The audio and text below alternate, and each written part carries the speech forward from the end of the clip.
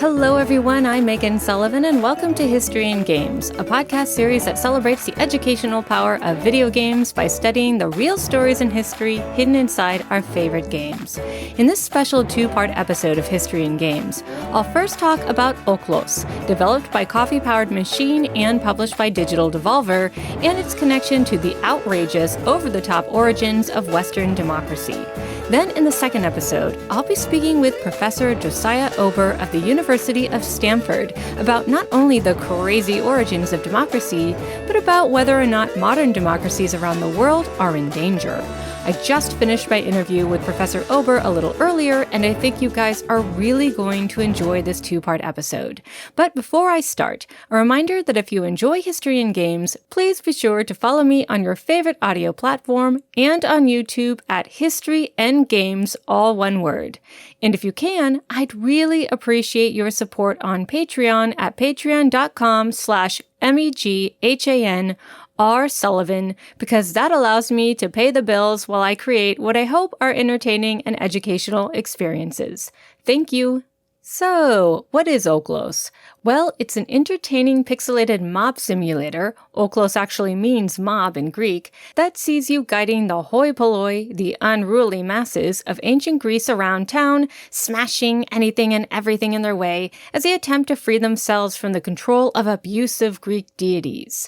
Led by a charismatic philosopher, that's you, the mob must not only take on the gods themselves, but any monsters and baddies the Olympians throw your way. Luckily, this mob includes a handful of Greek heroes to even the odds, although in order to make way for them, a few commoners might have to get booted from the crowd.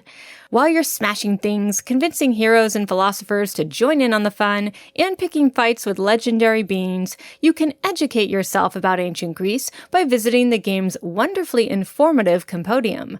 I really like this feature. Talk about a fun way to learn. But this very straightforward, very cathartic game has another hidden educational component that may come as a surprise. Okhlos' gameplay accurately reflects the shocking Western origins of democracy, which is what I want to talk about today. Why? It's utterly fascinating. You see, democracy didn't start with a smile and a hearty handshake. Demos, people, kratos, power, started with a murder. In 514 BCE, just as rosy-fingered dawn appeared on the horizon, a man stood outside the Leocorium Gate of Athens. There, plucking at his robes and fiddling with a myrtle wreath atop his head, he may have felt slightly anxious while overseeing the last-minute preparations for the upcoming parade that marked the final day of the Panathenaea, a yearly festival that brought the people living in and around Athens together to celebrate the city-state's patron goddess of war and wisdom, Athena, or as they would have said in the 6th century BCE, Athene. Every fourth year, the festival was especially grand, and the highlight of the parade featured a spectacular float, a ship whose sail was in fact a newly spun gown for the statue of Athena, which was situated on the Acropolis, the rocky Bronze Age citadel whose name means High City. Once the ship quote-unquote sailed to its destination, the gown was ceremoniously hung on the statue of the goddess, and a sacrificial feast commenced. Overseeing the final preparations for the big parade should have been an exciting moment. Yet Hipparchus, son of the former tyrant of Athens, Pisistratos, was distracted. According to the historian Herodotus, he had recently had an ominous dream which foretold he would be forced to, quote, endure the unendurable. If true, he must have felt very nervous and alone. He was not alone, however. Walking towards him were men also dressed in festive clothing. They too fiddled with the myrtle crowns atop their head, though not for the same reason.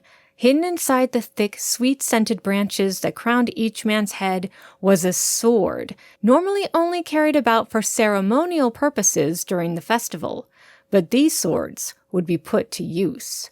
Just as Hipparchus was looking over the ceremonial float, the gang of men, led by a pair of aristocrats named Aristogaton and Harmodius, unsheathed their swords and cut down Hipparchus in cold blood. Why? Well, the historian Thucydides tells us that the whole thing started over a lover's quarrel. According to the author, Hipparchus aggressively courted the handsome young Harmodius, who rejected him in favor of Aristogaton. Hipparchus then handled this rejection by publicly insulting and humiliating Harmodius' sister, which led to Aristogeiton and Harmodius vowing revenge and hatching a plan to kill Hipparchus. Herodotus, however, the ancient world's original gossip girl, says nothing about a love triangle, only that a number of conspirators murdered Hipparchus in cold blood, and that this started a civil war among the nobility. Neither historian agrees as to whether Hipparchus or his brother Hippias was a current tyrant of Athens at the time, but they do agree that after Hipparchus was murdered, Hippias fled to the safety of the Acropolis, and from there had his followers begin dealing out terrible punishment to the conspirators. For example, Harmodius had been killed in the initial scuffle with Hipparchus, but Aristogeiton was captured by Hippias' men and tortured to death. Hippias then rooted out more conspirators and had them all executed and thrown into the city's criminal pit. A late source from antiquity even claims a courtesan was captured in an attempt to force her to give up the names of more conspirators, but that she bit off her own tongue rather than give them up. The tyrant didn't stop there, though. He began to clamp down hard on the populace as well. Now, originally, the word tyrant simply meant a man who had managed to overthrow an unpopular government, often with the approval of the masses. But Hippias' brutal actions redefined the word tyrant forever. For now we associate the word with a bully or a despot, someone who abuses their power. And in fact, Hippias' rule became so harsh that a powerful Athenian clan, the Alcmaeonidae, whom the Pisistrated had exiled years before, ostensibly due to an ancient curse, but more likely due to their considerable influence in Athenian politics, felt confident enough to lead a rebellion against Hippias. Despite their best efforts, however, the Alcmaeonidae and their noble allies ended up getting the worst of it, and it was clear that if they were going to succeed, they needed outside help. It's here that the wily leader of the Alcmaeonidae, Cleisthenes, son of Megacles, now dramatically bursts into the spotlight. During the clan's latest exile, Cleisthenes had used his family's enormous wealth to help rebuild the Temple of Apollo in Delphi after a devastating fire consumed it around 520 BCE. The Pythia, that is, the priestess of Delphi, whose oracles were sought out by the ancient world's most powerful leaders, was duly grateful. Fast forward to around 510 BCE, when after nearly half a decade of war with Hippias and his supporters, Cleisthenes finally decided to call in a favor and instructed the Pythia to encourage the Spartans, who made up ancient Greece's most formidable army, to come to the aid of the Athenians in their war against Hippias. And by Athenians, I really mean Athenian nobility. The hoi polloi at this point had no say in the matter. They were simply caught in the middle of it all. Now, at first, the Spartans were reluctant to obey. They were on good terms with the Pisistrated clan and didn't want to violate the laws of guest friendship, which was an important diplomatic tool in the ancient world. Yet, how could the ultra-conservative and deeply religious Spartans refuse an order from on high? Well, it turns out they couldn't. So after a false start in which a small Spartan contingent was ferried over to the beaches near Athens, but then beaten back by Hippias and his supporters, King Cleomenes of Sparta personally marched his best troops all the way to Athens and managed to not only steamroll all of Hippias' supporters, but force the tyrant himself to once again take refuge on the Acropolis. Now, Hippias might have been able to wait out the Spartan siege, since the ancient citadel he was hiding in had its own freshwater supply and stocks of food. Unfortunately, he made a major tactical blunder. While held up on the Acropolis, Hippias tried to sneak the rest of his family out of the city, but they were quickly captured by the alert Athenians and Spartans, who demanded that Hippias and his family leave the city within 5 days, or else. Would the Athenians truly have hurt Hippias' family? Maybe not. But throughout Herodotus' histories, King Cleomenes of Sparta would continually prove himself to be volatile and unpredictable. So much so that when he later dies a spectacularly gruesome death, men think it's simply because he's gone mad. So the threat to Hippias' family, at least coming from the Spartans, was very, very real. Thus, there was nothing the tyrant could do but leave Athens forever. And so, just like that, the tyranny of the Pisistrated came to an abrupt end. All's well that ends well, right? Oh, not even remotely. Things were now completely up in the air. Now that the tyrant was gone, who was in charge of Athens? Who was going to fill the vacant spot at the top? Two noblemen immediately stepped forward and offered to fill in the void: the wily Cleisthenes and Isagoras, a shadowy figure whom little is known, save he represented Spartan interests in Athens and was of noble stock. The two men were evenly matched in terms of qualifications and quickly arrived at an impasse. It's at this point that the hoi polloi finally got a say in matters, for it was now up to the male citizens of Athens to decide who they wanted to lead them. And I mean literally, as a near-century-old law forbade the masses from fence-sitting during a time of political crisis. At first, the people supported Isagoras. It's not clear why, since we know so little about him, but it may be that he was simply the safer bet. You see, Cleisthenes' grandfather and namesake was once a tyrant in a city-state west of Athens, so tyranny ran in Cleisthenes' blood, and that bloodline also happened to be cursed. As I discussed in my History and Games interview with Professor Sarah Iles Johnston, a curse, especially one associated with murder, could not only taint an entire family, but an entire city-state. Thus, Cleisthenes' leadership could prove disastrous for Athens. But Cleisthenes was more cunning than cursed. First, he must have reminded the Athenians his ancestors' malediction stemmed from trying to stop a would-be tyrant centuries before, although he may have failed to mention the family's murderous methods for doing so is exactly what led to the family curse. Cleisthenes also must have mentioned that he himself had no designs on becoming a tyrant. However, the wily leader of the Alcmaeonidae knew that wouldn't be enough to convince people to come over to his side. So he offered the masses something irresistible, something they never had before: a real say in their own destiny. Cleisthenes' proposition was radical. He wanted to change the entire political landscape to reflect a more equal city-state.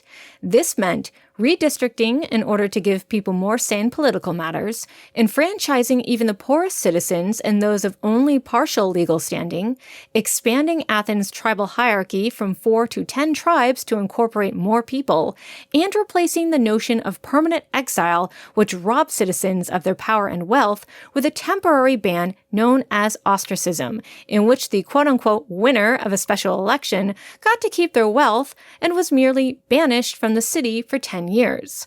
All of these reforms would fall under the title of good order or equality under the law. If this is what he offered, it's no wonder people wanted Cleisthenes as their new leader, but the rest of the nobility were horrified. You can't have the unwashed masses wielding that kind of power.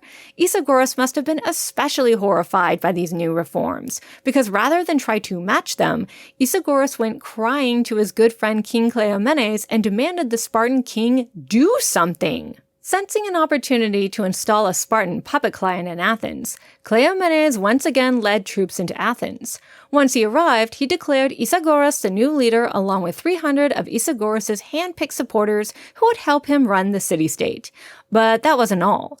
At the suggestion of Isagoras himself, Cleomenes informed a whopping 700 Athenian families, including the Alcmaeonidae, that they were all permanently exiled from the city and were to leave right now. This proved to be too much for the Athenians, and not just the nobility. The masses themselves exploded in rage. It was bad enough Isagoras was instigating yet another round of intra-elite conflict, but now a foreign army was occupying Athens and dictating how the city-state should operate. Worse, if Isagoras and his cronies were in charge, it meant that Cleisthenes' reforms would never come to pass. Fearful of losing their promised freedom and furious that the Spartans were bullying them, a giant mob converged at the foot of the Acropolis and besieged Isagoras and the Spartans for days. Caught completely by surprise and unable to hold out indefinitely, Cleomenes was forced to take his small army and shamewalk out of the city. Meanwhile, Isagoras and his supporters were rounded up and summarily executed. The message was clear. Enough was enough, and it was time for a change. Yet even then, the Athenians still weren't completely free. The next year, a vengeful Cleomenes gathered a vast Spartan army, scooped up his nearby Peloponnesian allies, and marched them all on Athens, where he began to ravage the countryside west of the city. He also convinced Athens' northerly neighbor, the Boeotians, and their allies to join in on the attack from both the north and east, essentially boxing the Athenians in on all sides. This clever tactic might have worked, but when the Peloponnesians, along with Cleomenes' co-king Demaratus, realized that Cleomenes was just out for personal revenge, they decided to abort the mission. His plans for vengeance thwarted, Cleomenes was forced to grit his teeth and follow them back home. Although it's possible, the Peloponnesians took one look at a massive army of Athenians and thought, man, they're ready to do battle and defend their new freedoms, maybe we should turn around and go home. With their western flank no longer threatened, the Athenians were free to focus their attention elsewhere and managed to win 2 separate battles against the Boeotians and their allies on the same day. This spectacular double victory gave the Athenians a tremendous boost in confidence. As a united people, they had bested the odds and proven that together they could do anything. And this was only the beginning of the People's Power movement. 2 decades later, the Athenians, along with their allies the Plataeans, managed to beat back the Persian Empire at the famous Battle of Marathon. And just a decade later, a brilliant Athenian statesman named Themistocles encouraged the populace to invest in a navy using a cachet of silver found in one of the local mines. This investment almost immediately paid off, when just a short time later, the Persian Empire once again attempted to conquer mainland Greece.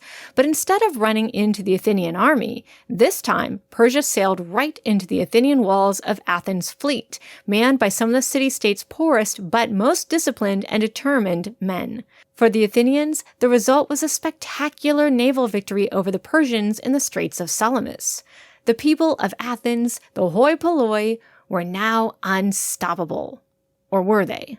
Though the Athenians and their Greek allies racked up a few more victories before finally breaking Persia's grip on Greece for good, it's clear that not all was well back in Athens.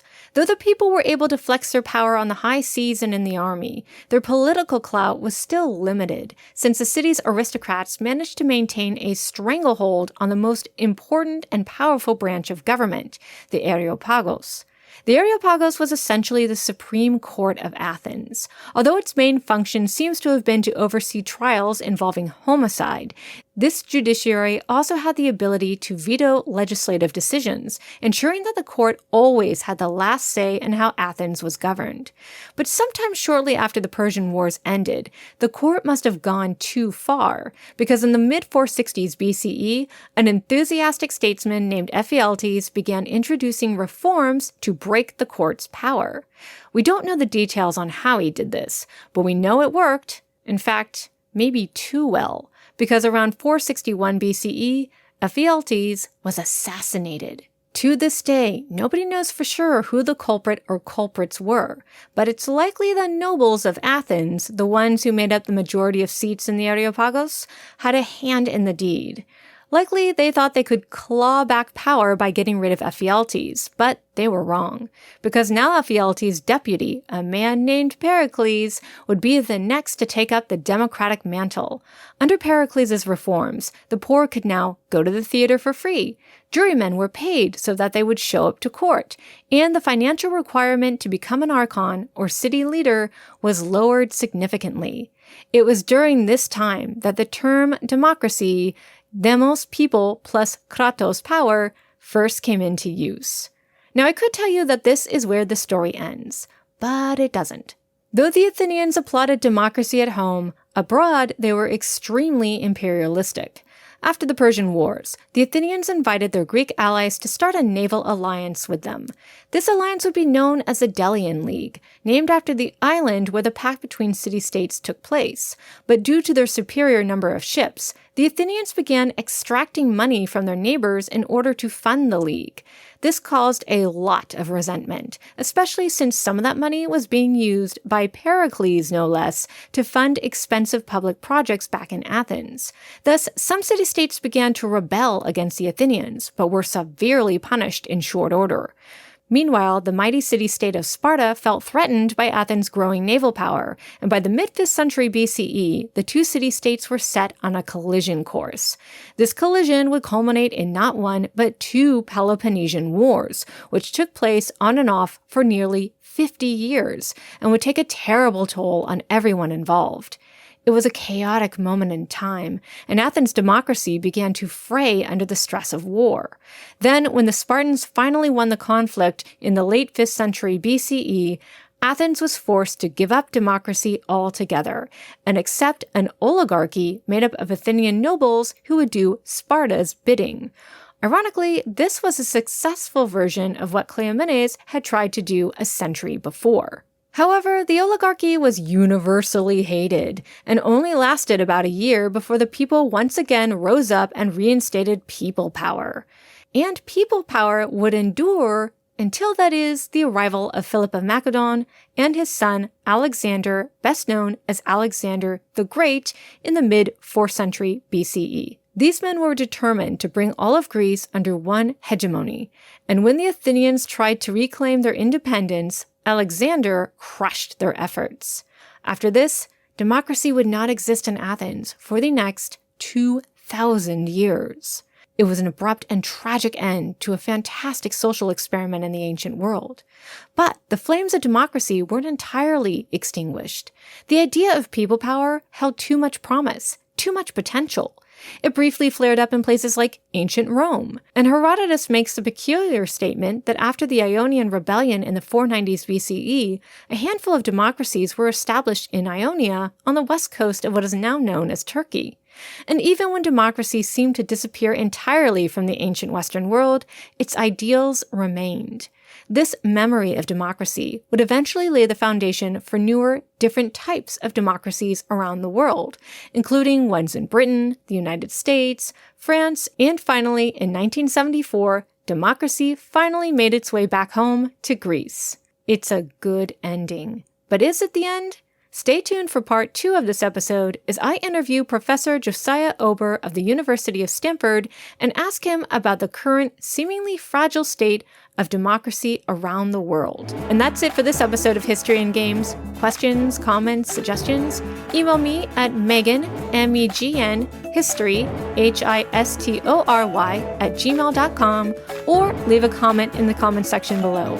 Thanks so much for supporting History and Games, everyone. See you later.